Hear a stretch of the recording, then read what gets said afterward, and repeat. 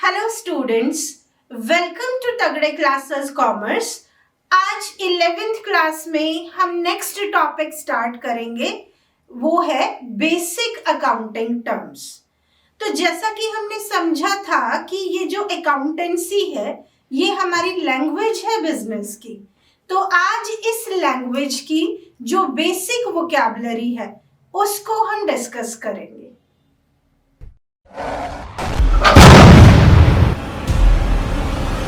Basic terms in accounting.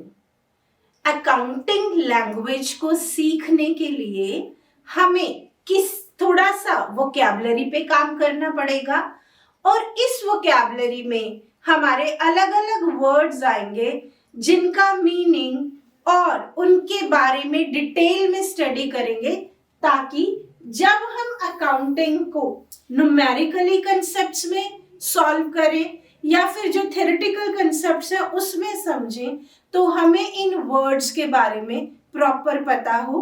तो आज जो हमारी क्लास रहेगी उसमें हम एक एक करके वो सारे वर्ड्स को समझेंगे। तो देखिए, सबसे पहला जो हमारा वर्ड है दैट इज एंटिटी।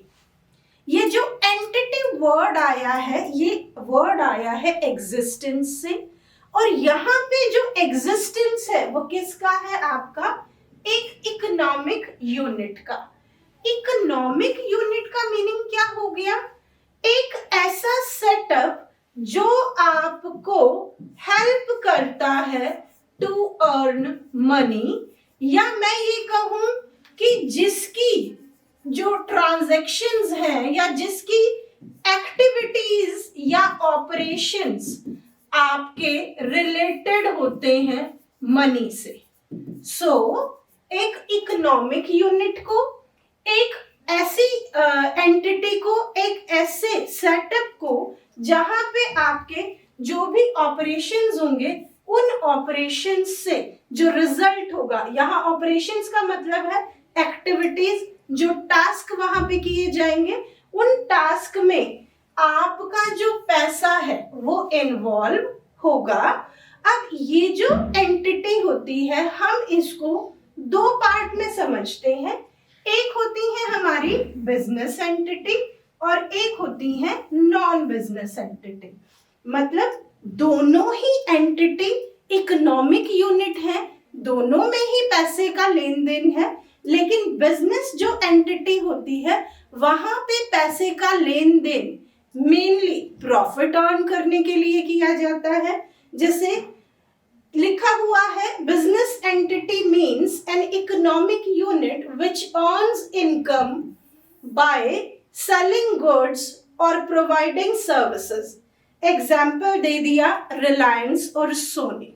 हमारे आसपास जितनी भी बड़ी स्मॉल ऑर्गेनाइजेशंस दिखाई देती हैं, आपके पास रिटेल स्टोर्स दिखाई देते हैं, वो सब आपके बिजनेस एंटिटी हैं जो या तो गुड्स को सेल कर रहे हैं या सर्विसेज प्रोवाइड कर रहे हैं, और इनका जो मेन मोटिव है that is to earn profit.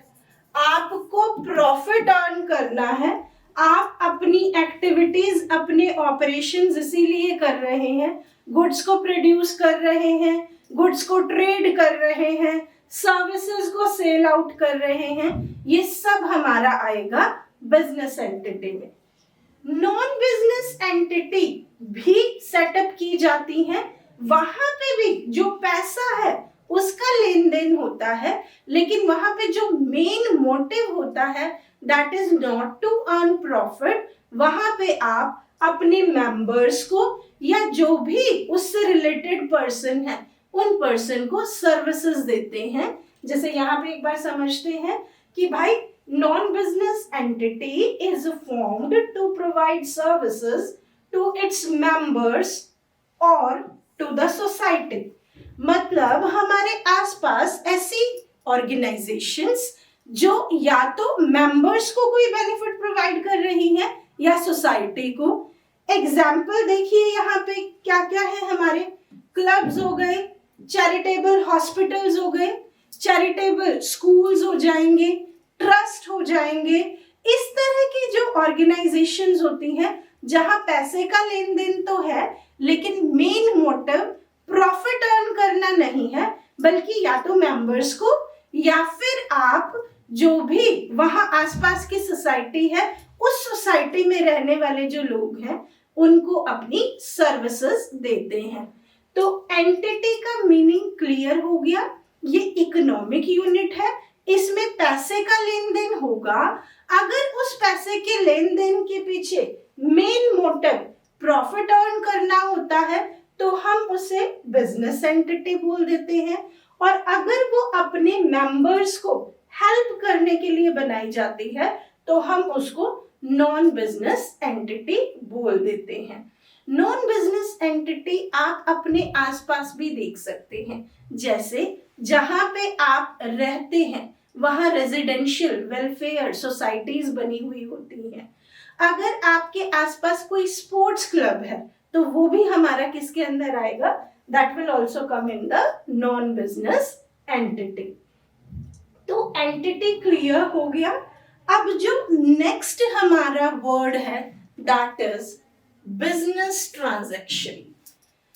जब हम इंट्रोडक्टरी चैप्टर कर रहे थे तब मैंने आपको बताया था ट्रांजैक्शन का जो मीनिंग है वो है कि या तो पैसा आया है ऑर्गेनाइजेशन में या ऑर्गेनाइजेशन के बाहर पैसा गया है।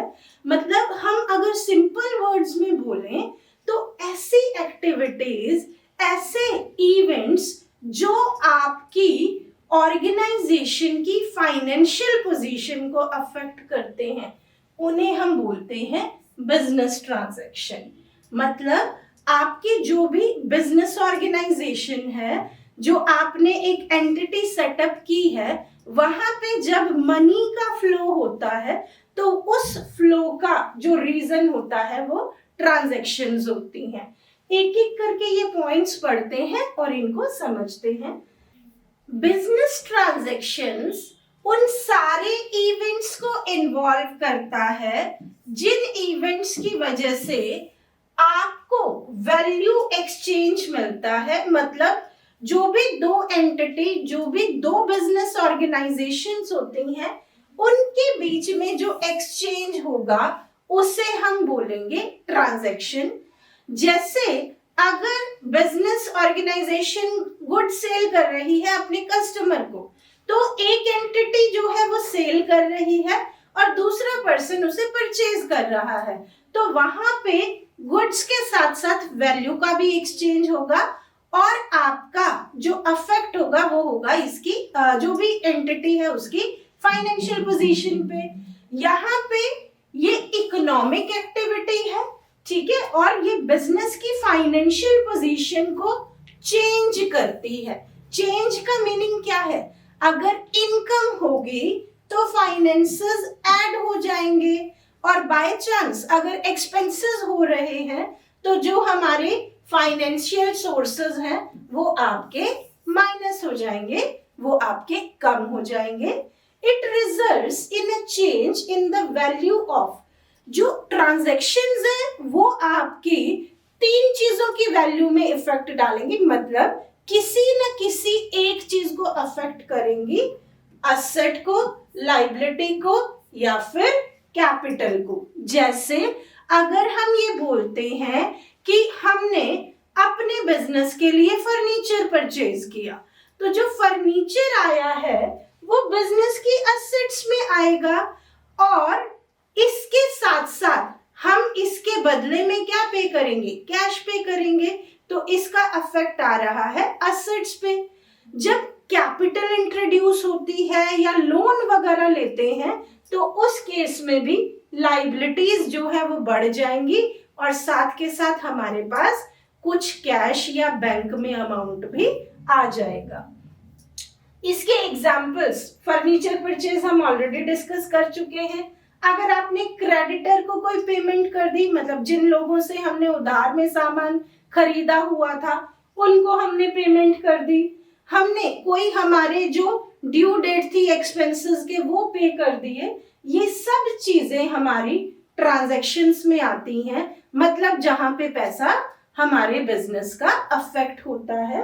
और ये जो ट्रांजैक्शन है ये कैश ट्रांजैक्शन हो सकती हैं और बिजनेस में बहुत कॉमनली आपकी क्रेडिट ट्रांजैक्शंस भी होती हैं, क्योंकि जो बिजनेसमैन है they have relationship with the suppliers, customers, तो वो एक्स्ट्रा फैसिलिटी प्रोवाइड करते हैं कि वो गुड्स को खरीदते भी कई बार जो है वो क्रेडिट पे हैं और फिर सेल करते हैं तो क्रेडिट पे सेल करते हैं। तो बिजनेस ट्रांजैक्शन में अगर इमीडिएटली कैश पेमेंट हो जाती है तो हम उसे कैश ट्रांजैक्शन बोलेंगे, और सेम टाइम पे कैश ना पे करके अगर हमें एक ड्यू डेट या फिर टाइम पीरियड मिलता है तो फिर हम इसको क्रेडिट ट्रांजैक्शन बोलते हैं।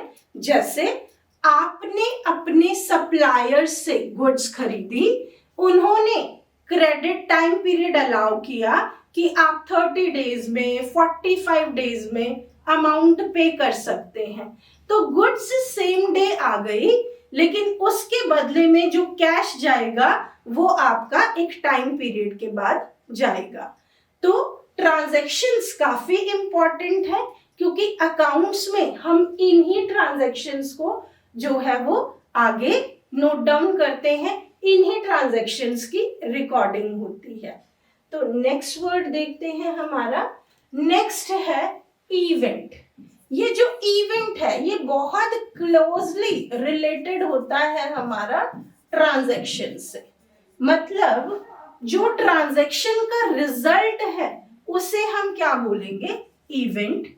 जैसे अगर हमने बिल्डिंग परचेज की है तो बिल्डिंग परचेज करने के लिए जो अमाउंट गया है वो हमारा इवेंट में आ जाएगा।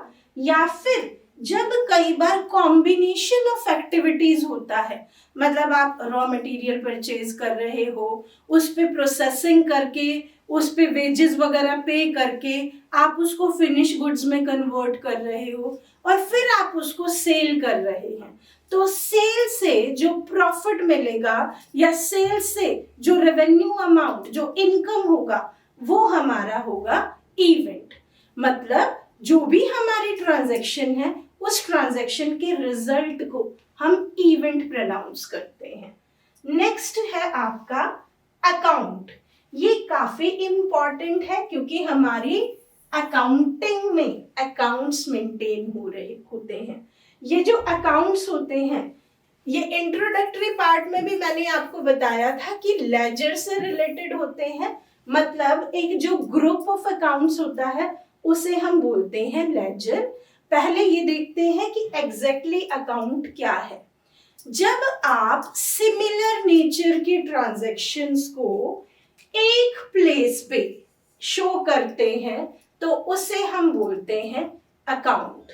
मतलब एक ही तरह की ट्रांजैक्शंस जब आपकी ऐड हो रही है या सब्ट्रैक्ट हो रही है तो जहां पे हो रही है उसे हम बोलते हैं अकाउंट। अकाउंट हमारे टी शेप में बनते हैं, ठीक है। जो भी हमारा अकाउंटिंग में एक बेसिक फॉर्मेट होता है वो टी शेप में फॉर्मेट होता है, और हमेशा अकाउंट की दो साइड्स होती हैं क्योंकि इंडियन अकाउंटिंग सिस्टम हमारा डबल साइडेड है। तो एक जो साइड है वो हमारी डेबिट को प्रेजेंट करती है और जो दूसरी साइड है वो हमारी क्रेडिट को प्रेजेंट करेगी। इसमें आप कोई भी एग्जाम्पल ले सकते हैं। जैसे बिजनेस में बार बार परचेज होगा रॉ मटेरियल, तो जब जब भी रॉ मटेरियल परचेज होगा उससे रिलेटेड जो ट्रांजैक्शंस होंगी वो हमारी परचेज अकाउंट में आएंगी। सेम इसी तरह से अगर हम किसी पर्सन के लिए अकाउंट बना रहे हैं, मतलब किसी पर्सन की ट्रांजैक्शंस को एक साथ लिख रहे हैं, तो उसे भी हम क्या बोलेंगे, अकाउंट बोलेंगे। ये एक ऐसा रिकॉर्ड होता है जो एक पर्टिकुलर पर्सन या एक पर्टिकुलर बिजनेस ऑर्गेनाइजेशन से रिलेटेड सारी की सारी ट्रांजैक्शंस को एक साथ लिखता है। टी शेप है, दो साइड्स हैं, ये हम डिस्कस कर चुके हैं। बहुत एक सिंपल एग्जाम्पल देती हूँ। देखिए, अगर आपने अपना बैंक में अकाउंट ओपन किया हुआ है तो बैंक आपके जितनी भी ट्रांजैक्शंस हैं, अगर आप कुछ पैसे डिपॉजिट करवा रहे हैं तो वो आपके अकाउंट में शो करेगा। अगर आपके मंथ में कोई एक्सपेंसेस होते हैं तो वो आपके अकाउंट से डिडक्ट कर देगा। अगर आपको पैसा कहीं से मिल रहा है तो ऑटोमेटिकली वो आपके अकाउंट में ऐड हो जाएगा।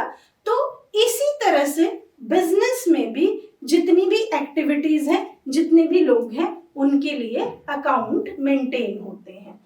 तो अकाउंट को हमने डिस्कस कर लिया। नेक्स्ट है हमारा कैपिटल। इस टर्म को हम पहले समझते हैं। Capital, the amount which is invested by the owner in the firm is known as capital. भाई, बिजनेस के ओनर ने, या हम ये कहें कि जिस पर्सन के माइंड में ये आइडिया आया था कि yes I have to start the business, तो उसने जो पैसा लगाया है उसे हम बोलते हैं कैपिटल। और ये जो कैपिटल है ये आपकी 3 तरह से लाई जा सकती है। या तो कैश की फॉर्म में हो सकती है, मतलब जो भी ओनर हैं, जो भी प्रोपराइटर हैं, जो मालिक हैं बिजनेस के, उन्होंने अमाउंट ऑफ कैश अगर बिजनेस में इन्वेस्ट किया है तो वो कैपिटल हो जाएगा। कई बार कैश के साथ साथ आप असेट्स, जैसे सपोज करें कि जो भी आपका बिजनेस का सेटअप है उसमें फर्नीचर की जरूरत है, वहां पे कुछ इलेक्ट्रॉनिक आइटम्स की जरूरत है, वहां पे हो सकता है कि जो बिजनेस के आइटम्स हैं उनको सेल करने के लिए कोई फिक्स्ड सेटअप चाहिए होगा, तो वो सब चीजें किस में आएंगी आपकी? वो सब अगर आपने परचेज करके बिजनेस में दे दी हैं ओनर ने, तो वो भी कैपिटल का पार्ट रहेंगे। और उसके बाद आप गुड्स की फॉर्म में भी, मतलब कई बार हम जिन चीजों का बिजनेस करते हैं, हम जो ऑनर है उसी से वो गुड्स भी जो है वो स्टार्टिंग में लेते हैं। तो बेसिकली अगर ऑनर बिजनेस में कोई पैसा दे रहा है, स्टार्टिंग में कोई असेट्स दे रहा है या गुड्स कंट्रीब्यूट कर रहा है, तो वो सब चीजें कंबाइनली कैपिटल हमारी होंगी। और कैपिटल एक ऑब्लिगेशन है and a claim on the assets of the business. इसको थोड़ा सिंपल लैंग्वेज में बताती हूँ। देखिए, हमारे यहाँ पे एक इक्वेशन भी है, capital is equal to assets minus liabilities. मतलब समहाउ ये जो कैपिटल है ये किससे रिलेटेड है? बिजनेस की असेट से रिलेटेड है। बिजनेस और बिजनेसमैन, अगर हम नॉर्मल पॉइंट ऑफ व्यू से देखें तो सिमिलर है, क्योंकि अगर सोल प्रोप्राइटर है और बिजनेस में लॉसेस हो रहे हैं तो उन लॉसेस को बियर भी वही करेगा। और कई बार अगर लाइबिलिटीज के लिए बिजनेस की एसेट्स इनफ नहीं है तो वो अपनी पर्सनल एसेट से भी पैसा देगा। लेकिन अगर अकाउंटिंग पॉइंट ऑफ व्यू की बात करें या अकाउंटिंग ट्रीटमेंट की बात करें, तो जो ऑनर है और जो बिजनेस है वो दोनों सेपरेट है, एक दूसरे से टोटली सेपरेट है। इसका मीनिंग क्या है कि बिजनेस ये कंसीडर करता है कि अगर पैसा ऑनर ने भी लगाया है तब भी वो पैसा आपका बिजनेस के ऊपर एक ऑब्लिगेशन क्रिएट करेगा, एक कंपल्शन क्रिएट करेगा कि भाई अगर business by chance wind up होता है, खत्म होता है, तो उस टाइम वो पैसा आपको ऑनर को वापस करना पड़ेगा। इस कैपिटल को हम लायबिलिटी साइड दिखाते हैं और इसे हम एक तरह से इंटरनल लायबिलिटी मानते हैं। इंटरनल लायबिलिटी किस लिए कंसीडर करते हैं? क्योंकि ये हमें किसी आउटसाइडर को पे नहीं करनी, बल्कि जो ऑनर्स हैं बिजनेस के उन्हीं को पे करनी है। तो कैपिटल क्या है? वो पैसा, वो असेट्स या वो गुड्स जो बिजनेस के ऑनर ने बिजनेस में लगाया है। और कैपिटल का जो बेसिक बैलेंस होता है, देखिए अकाउंट में मैंने आपको बताया था कि हमारे अकाउंट्स की दो साइड्स होती हैं, डेबिट साइड और क्रेडिट साइड।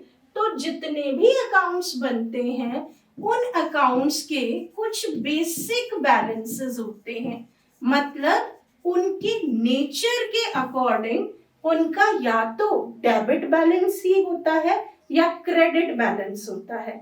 इसका मतलब ये है कि नॉर्मली उस अकाउंट की या तो डेबिट साइड ज्यादा होती है या तो क्रेडिट साइड। जैसे अगर कैपिटल की बात करें तो इसका बेसिक बैलेंस हमारा क्रेडिट होता है, मतलब आपकी कैपिटल हमेशा क्रेडिट साइड ज्यादा रहेगी।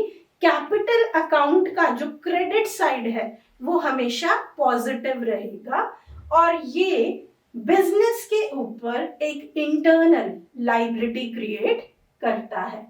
अब कैपिटल की ही डेफिनेशन में दो और चीजें हमारी आ गई हैं, एक असेट्स और दूसरी लायबिलिटीज। एक बार इनको और डिटेल में समझते हैं। असेट्स और लायबिलिटीज से पहले एक बार कैपिटल से ही रिलेटेड ड्राइंग्स टर्म को और समझते हैं। देखिए अभी तक जो ड्राइंग वर्ड था वो आप लोगों ने बिल्कुल डिफरेंट फॉर्म में पढ़ा होगा या डिफरेंट फॉर्म में समझा होगा।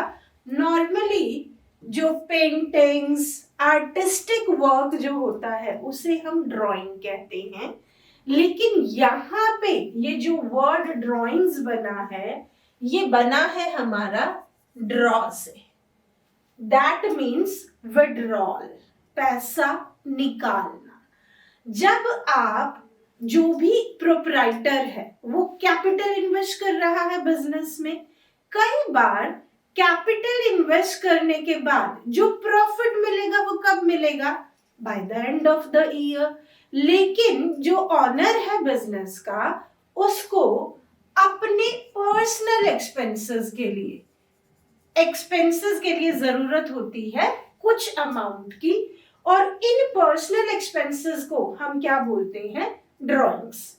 यहाँ पे हमने मेंशन भी किया है कि एनी कैश और value of goods withdrawn by the owner for personal use। मतलब ड्रॉइंग्स क्या है?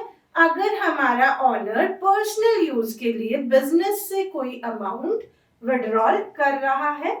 देखिए जिस तरह से कैपिटल हमारी तीन फॉर्म में हो सकती है, ऐसे ही ये जो ड्रॉइंग्स है ये हमारी गुड्स की फॉर्म में हो सकती हैं, कैश में हो सकती हैं, या कई बार आप असेट्स को भी यूज कर सकते हैं इन फॉर्म ऑफ ड्रॉइंग। तो ड्रॉइंग्स में आपका जो प्रोप्राइटर है वो पर्सनल यूज के लिए बिजनेस से या तो कैश या तो बिजनेस की गुड्स को यूज करता है। जैसे हम एक एग्जाम्पल ले सकते हैं कि अगर एक पर्सन जो कि शूज का जो है वो शॉप रन करता है, मतलब अपना शूज का बिजनेस करता है, और उस पर्सन को अपने घर पे अगर किसी रिलेटिव के लिए, फैमिली मेंबर के लिए जूतों की जरूरत है और वो शॉप से लेता है तो उसे भी ड्राइंग माना जाएगा।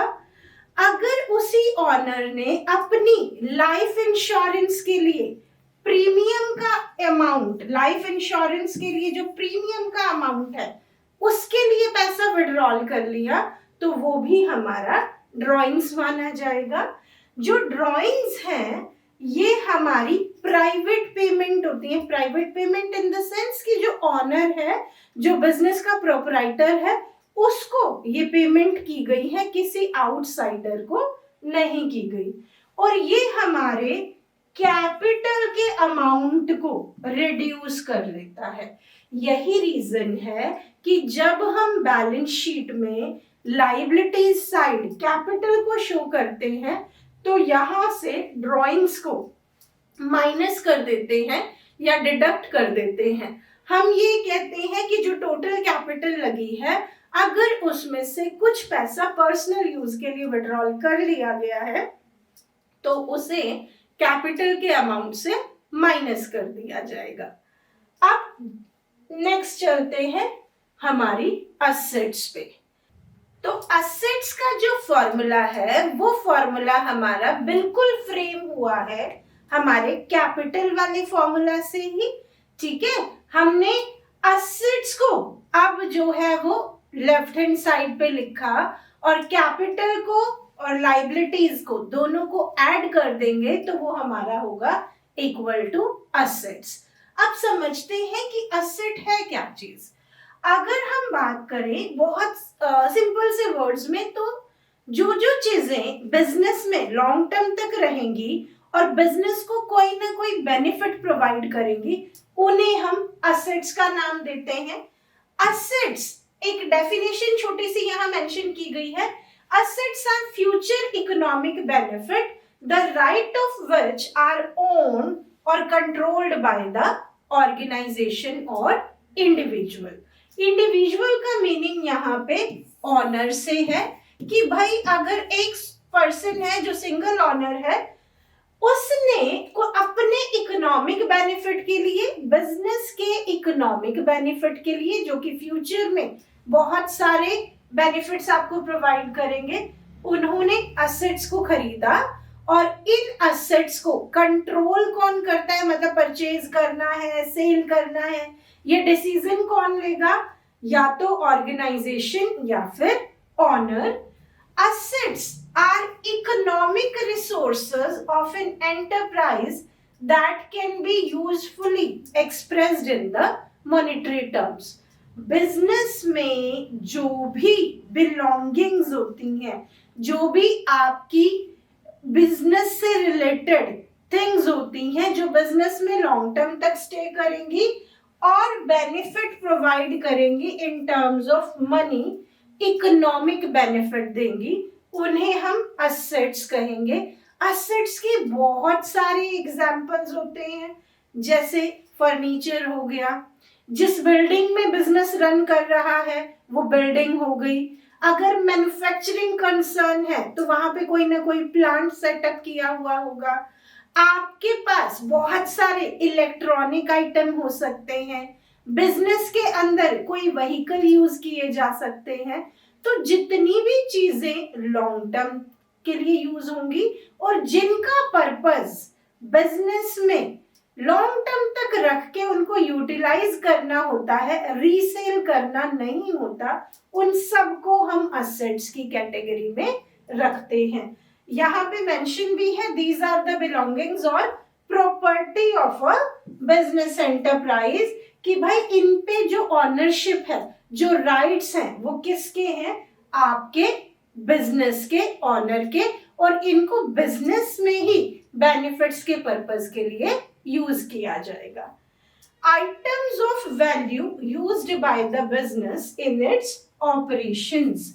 मैंने आपको जो एग्जाम्पल दिए, जैसे प्लांट है, वो किस ऑपरेशन, किस एक्टिविटी के लिए यूज होगा, प्रोडक्शन के लिए यूज होगा। अगर आपके पास व्हीकल्स हैं तो वो ट्रांसपोर्टेशन के लिए यूज होंगे। तो जो भी असेट्स हैं उनके अपने अपने फंक्शंस होते हैं। जैसे अगर ऑफिस में कोई इक्विपमेंट्स है, कंप्यूटर है, फोटोकॉपी की मशीन है, ये सब चीजें ऐसी हैं जो बिजनेस को अपने बेनिफिट्स प्रोवाइड करेंगी। असेट्स के बाद इस असेट्स में बहुत सारे टाइप्स होते हैं। टाइप्स को हम नेक्स्ट क्लास में डिस्कस करेंगे, लेकिन असेट से रिलेटेड एक और टर्म है हमारी लाइबिलिटीज। हम असेट्स और लाइबिलिटीज को कॉम्बिनेशन में रखते हैं।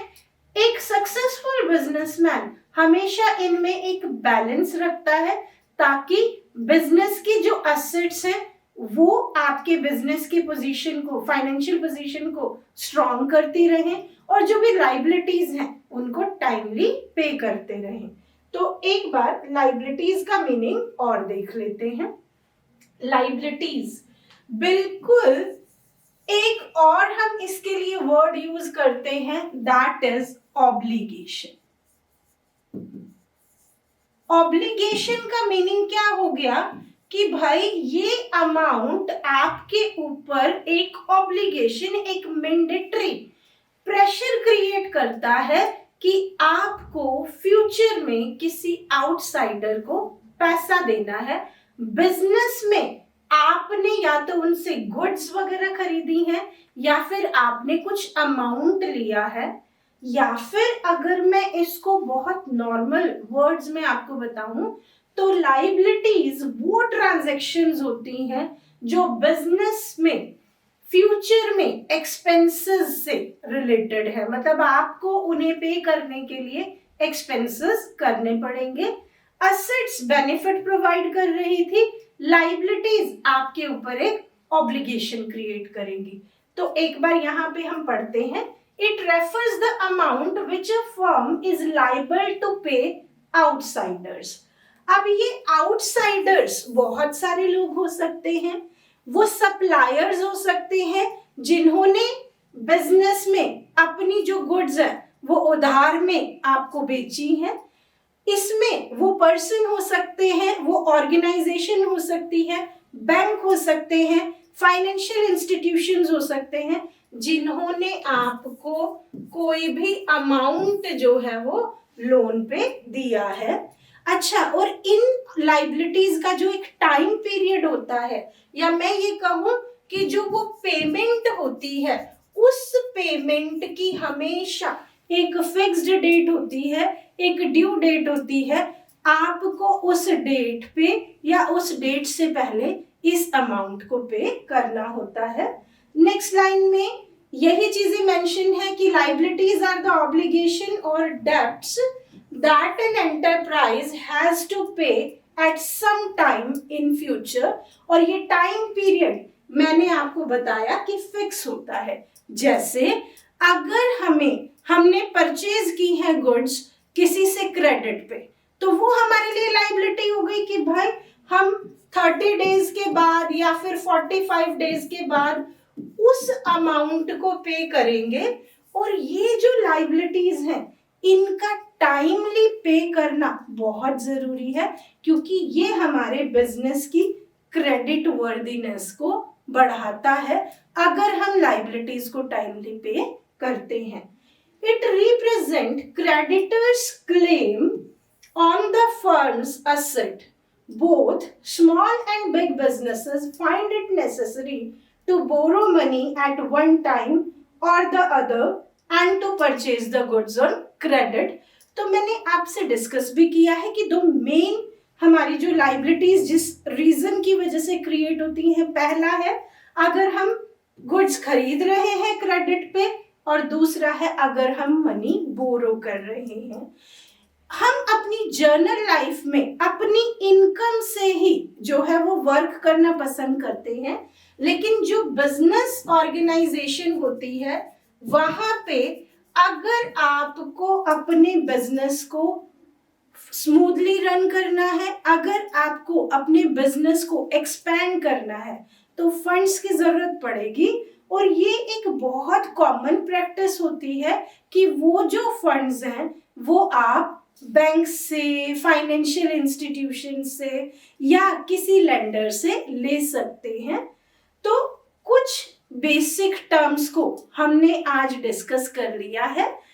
इन लाइबिलिटीज के और इन असेट्स के आगे कुछ पार्ट भी हैं, मतलब टाइप्स भी हैं, जो हम नेक्स्ट क्लास में डिस्कस करेंगे। और इसके साथ साथ और बहुत सारी टर्म्स हैं जिनको हम वन बाय वन डिस्कस करेंगे। आज की क्लास के लिए बस इतना ही। तब तक आप नेक्स्ट क्लास तक प्रैक्टिस करते रहिए, अपने कंसेप्ट्स पे काम करते रहिए। Thank you.